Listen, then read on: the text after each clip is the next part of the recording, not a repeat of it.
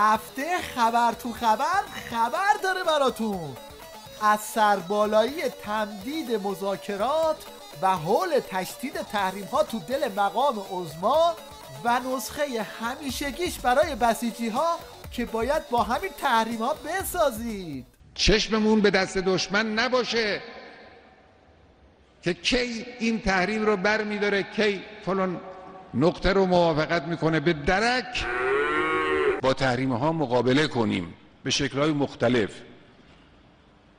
یا دور زدن تحریم ها که شگرد خوب و جالب و ظریفی است و خوبه که دولت و ملت این شگرد رو به کار ببرن. اگه دور زدن تحریم ها دردی دوامی کرد، پس چرا رفتی دنبال نرمش ذلیلانه؟ دور زدنت رو هم دیدیم.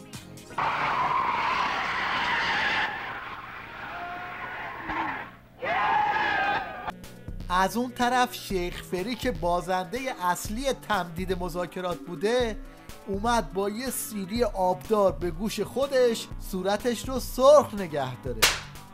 درسته که در این مذاکرات ما هنوز به توافق نهایی نرسیدیم، اما من میتونم بگم که برای رسیدن به توافق گام‌هایی به جلو برداشته شده. بله، گام‌هایی به جلو برداشته شده، اما چجوری آخه؟ احتمالاً اینجوری.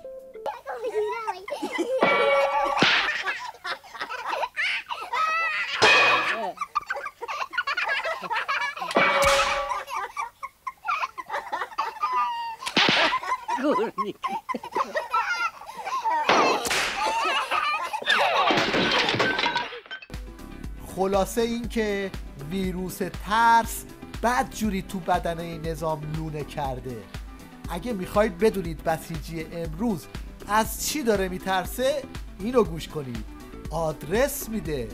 امریکا ترس نداره، تحریم ترس نداره، تکفیری ها ترس ندارن، منافقین داخلی هم شرارت کردن. از اینا ترس دینی نیست، ایمانی نیست.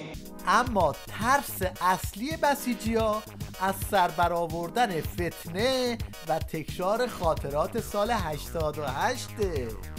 خدمت شما هستم که اونم دقیق نمیدونم، فقط میدونم یه آهن زده بود تو سرش. دیگه فتنه 88 دیگه کجا و چیز نداشتید.